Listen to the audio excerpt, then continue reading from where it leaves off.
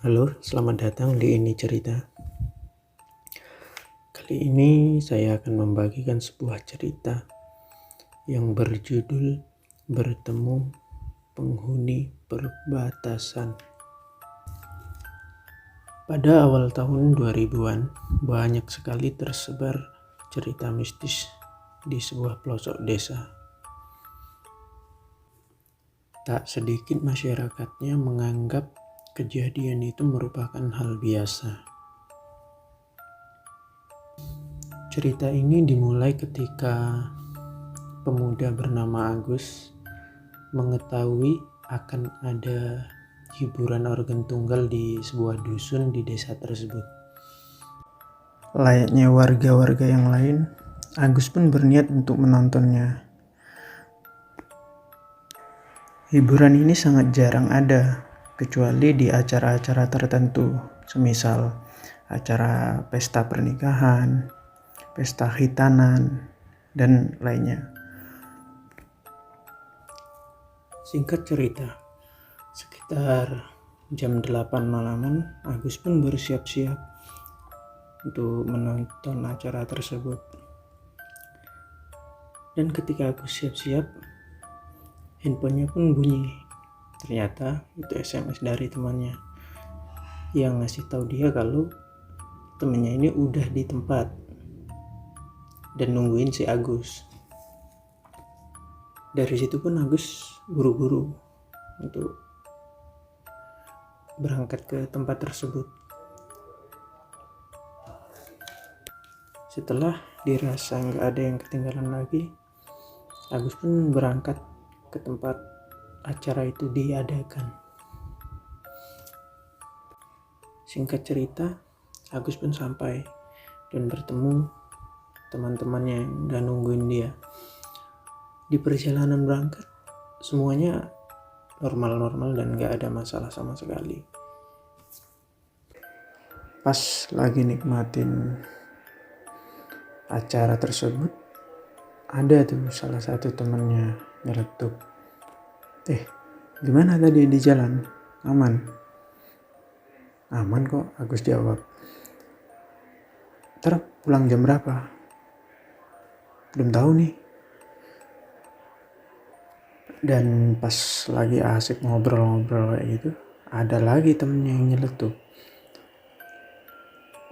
Ntar kalau males pulang, nginep aja tempatku. Daripada di jalan, ya tahu sendiri kan, di jalan kadang-kadang ada hal-hal aneh. Agus pun jawab, hal aneh apa emang? Ya masa kamu nggak tahu sih hal-hal yang sering diomongin sama warga-warga sini. Katanya kan banyak tuh penampakan, terus ya banyak lagi lah penampakan yang nggak jelas kayak gitu.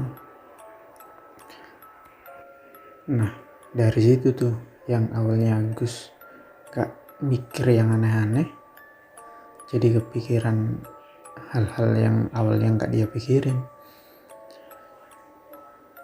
Karena gak mau ambil pusing, ya udahlah, Agus pikir ntar aja. Ntar kalau mau pulang ya pulang, kalau males ya nginep tempat teman aja. Agus mikir gitu. Gak kerasa tuh mereka ngobrol, ngumpul, ya nikmatin acara. Ternyata waktu udah menjelang malam. Dan Agus pun kepikiran, mau pulang apa enggak nih? Tapi kalau enggak pulang gimana? Besok mau kerja. Dari itu dia bingung. Temennya mastiin lagi nanyain, mau nginep apa langsung pulang. Agus bingung dan akhirnya Agus pun mikir, ya udahlah pulang aja, besok juga mau kerja gitu. Dari sekian banyaknya temen, ternyata yang rumahnya ujung sendiri itu ya ternyata cuma Agus gitu. Ada beberapa temennya, cuma rumahnya cuma sampai dusun 2, sedangkan Agus kan di dusun 3 dan bisa dibilang rumahnya hampir ujung gitu, udah masuk RT terakhir. Dari situ si Agus pun inisiatif tuh ngajak temennya yang dusun 2 bareng pulang. Ternyata temennya mau nginep aja tempat temennya karena ya udah males lah, mau pulang besok pagi aja gitu. Ya udah tuh, dari situ Agus pun mikir, wah kalau nggak pulang sekarang ntar kemalaman gimana.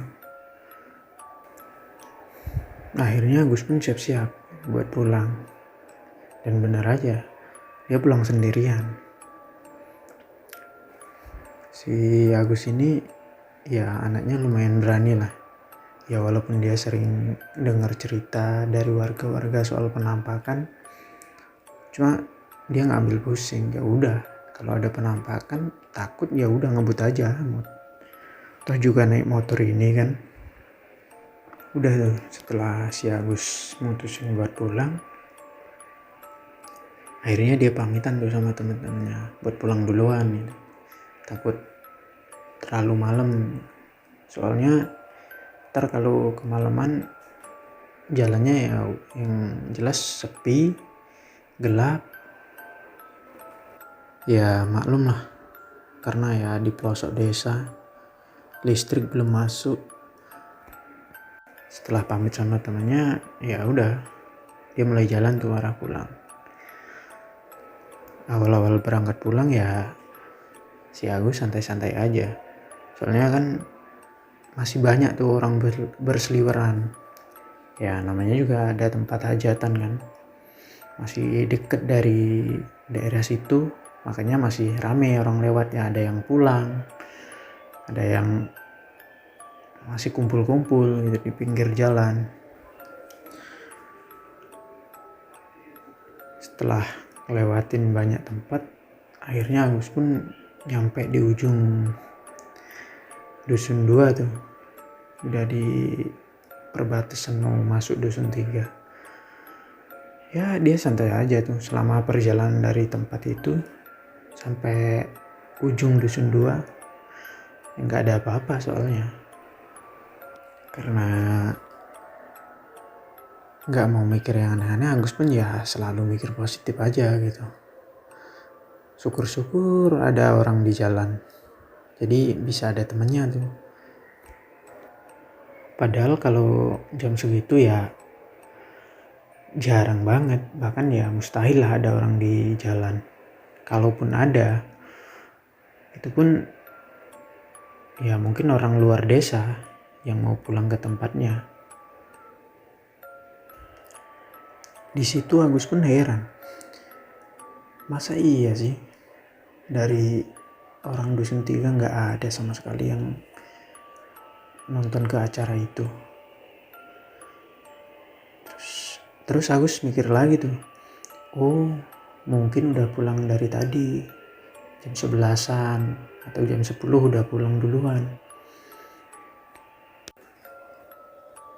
Dari sekian banyaknya cerita dari warga-warga, si Agus itu sama sekali belum pernah ngalamin yang namanya ya gitu, nemuin penampakan gitu. Makanya dia ya pede-pede aja, santai-santai aja gitu di jalan. Ya mungkin itu cuma cerita aja gitu. Sampai akhirnya gak kerasa tuh, ternyata dia udah mulai masuk di wilayah dusun 3. Ya dengan bermodalkan motor sama lampu yang ada di motor, ya dia jalan aja tuh ngelewatin jalan-jalan yang sepi, gelap. Dalam kondisi jalanan yang sepi, gelap kayak gitu, si Agus ngerasa kayaknya dari kejauhan tuh ada kayak orang jalan, tapi dia nggak yakin masa iya malam-malam ada orang jalan. Terus sama dia diliatin terus, kayaknya bener orang tuh. Pas udah mulai makin dekat sama bayangan-bayangan itu karena kena sorot lampunya si Agus, akhirnya sedikit demi sedikit kelihatan tuh, oh ternyata ada orang jalan. Si Agus pun nggak ada pikiran yang aneh-aneh. Sejak dari awal kan dia emang ya mikir positif aja. Bahkan dia seneng tuh ketemu sama orang di jalan. Setelah mastiin itu benar-benar orang apa bukan, si Agus pun berhenti dan ngeberaniin diri nanya. Oh iya, ternyata sosok yang jalan di depannya Agus itu ternyata sesosok cewek. Si Agusnya agak heran nih dia nih. Dah, cewek ternyata. Basa-basi lah si Agus. Loh, mau kemana mbak? Mau pulang mas, jawab si cewek. Emang dari mana kok sendirian? Karena nggak dijawab sama si Agus, ditanyain lagi. Mau tak anterin mbak? Sambil ngangguk, ceweknya bilang, boleh mas kalau nggak ngerepotin. Enggak mbak, santai aja. Toh saya juga sendirian kok, lumayan ada temen. Kalau boleh tahu, rumah mbaknya di mana ya? Di sana mas, sambil nunjuk ke arah dusun 3. Dusun 3 mbak. Oh ya udah, bareng aja. Saya juga orang dusun 3 mbak. Tapi saya orang RT 8.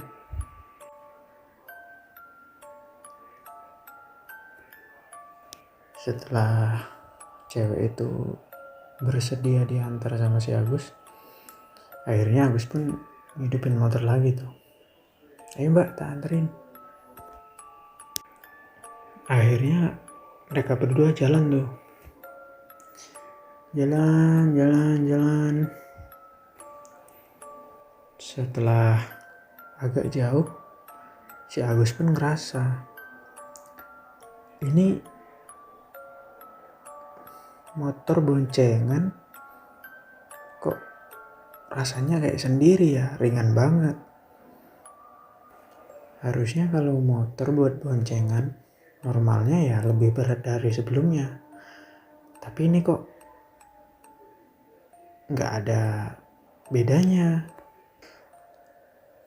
Lagi-lagi di situ si Agus berusaha mikir positif tuh. Mungkin karena badan mbaknya kecil, jadi nggak begitu ngaruh gitu sama berat motornya. Setelah keanehan itu, nggak ada lagi tuh keanehan yang lain. Sampai si Agus tuh mastiin lagi, si cewek ini rumahnya tuh di mana sih? RT berapa gitu. Ya memang sih nunjuknya ke dusun 3. Cuma kan tadi nggak ngomong RT berapa. Si Agus pun beraniin lagi tuh nanya, mbak, rumahnya RT berapa sih? Nah, di sini nih yang bikin Agus bingung sekaligus ngerasa aneh. Si cewek ini bilangnya rumahnya itu di RT 9 sama RT 10. Terus si Agus tanya lagi dong, RT 9 10. Terus si cewek jawab lagi, perbatasan mas. Ya udahlah, si Agus jalan lagi tuh. Ntar juga ketemu. Dalam hati Agus ngomong kayak gitu. Karena keasikan ngobrol, si Agus gak sadar kalau ternyata udah masuk di wilayah RT 9. Nah setelah sampai situ si Agus pun pelan-pelan tuh. Si Agus ini pelan karena ternyata depannya tuh udah ada pertigaan. Niatnya si Agus mau tanya tuh ke cewek yang dia bonceng. Takutnya salah jalan. Belum sempat si Agus nanya, pundaknya si Agus sudah ditepuk tuh. Mas, udah mas, stop sampai sini aja. Si cewek bilang gitu, berhentilah si Agus. Pas berhenti, si Agus tanya tuh sama ceweknya, "Duh, kok berhenti sini mbak?" Cewek jawab, "Iya mas, udah nyampe sini aja, rumahku udah deket kok." Lah, emang rumahnya yang mana mbak? Diem tuh dia. Yang itu ya, nunjuk ke arah rumah yang deket sama pertigaan itu. Si Agus nih agak bingung. Perasaan kalau orang yang tinggal di rumah situ dia kenal semua. Kenal dekat malah. Tahu siapa yang tinggal di situ. Tapi ini kok dia nggak kenal gitu. Dipastiin lagi lah tuh sama si Agus. Mbaknya ini ya, keluarganya ini ya. Si cewek geleng. Oh bukan, saya kira keluarganya itu mbak. Kalau keluarganya itu soalnya saya kenal. Tapi kalau sama mbaknya ya belum pernah ketemu. Bukan kok mas, saya tinggalnya di situ. Sambil nunjuk ke arah pohon besar. Lah, di mana mbak? Kan di situ nggak ada rumah, itu cuma ada pohon besar. Bingung lah si Agus. Iya, itu rumah saya mas.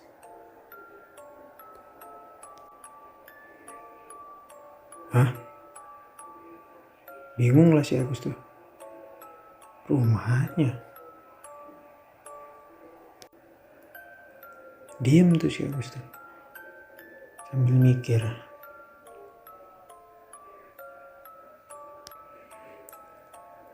Pas lagi berusaha mikir, dia keinget tuh. Lah, pohon besar itu kan adanya di tengah-tengah pemakaman. Di situ aku sudah kebingungan tuh. Udah nundukin mukanya, gak berani lagi ngeliat ke arah perempuan itu. Dan berusaha tuh dia ngidupin motor. Tanpa ngomong apa-apa lagi sama si cewek.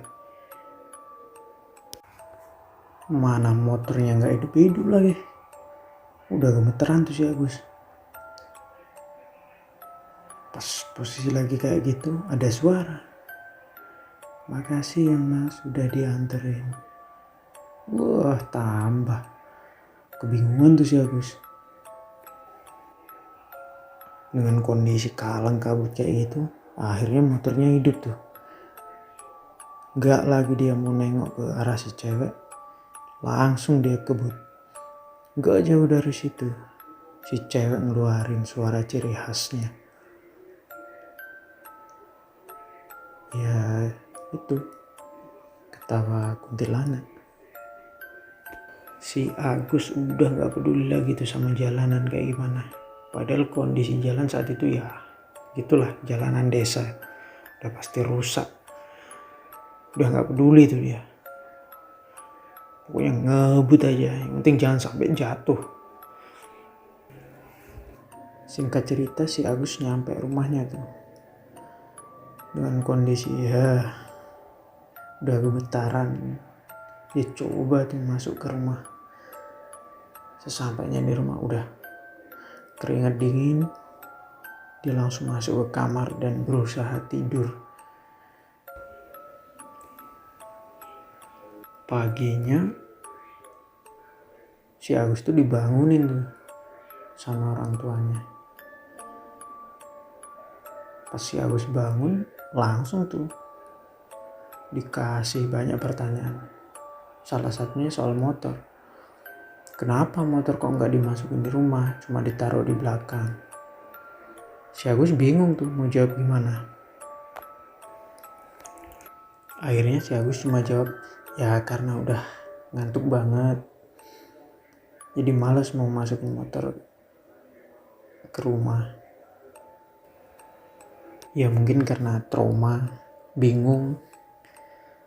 Ya gimana ya, dari kecil sampai besar mungkin kejadian itu baru sekali terjadi. Makanya si Agus tuh bingung mau cerita ke orang tuanya tuh cerita gimana gitu. Akhirnya dari situ si Agus mulai tuh percaya sama cerita-cerita warga yang lain soal kalau di beberapa tempat di desa tersebut tuh masih banyak yang wingit itu tempatnya, angker, masih sering terjadi penampakan dan orang digangguin. Oke teman-teman, itu cerita dari si Agus, seorang pemuda yang bertemu penghuni perbatasan di sebuah desa di wilayah Sumatera Selatan. Terima kasih buat teman-teman yang udah mau dengerin cerita ini. Like kalau suka, jangan lupa subscribe dan share channel ini supaya lebih banyak lagi yang dengerin cerita ini.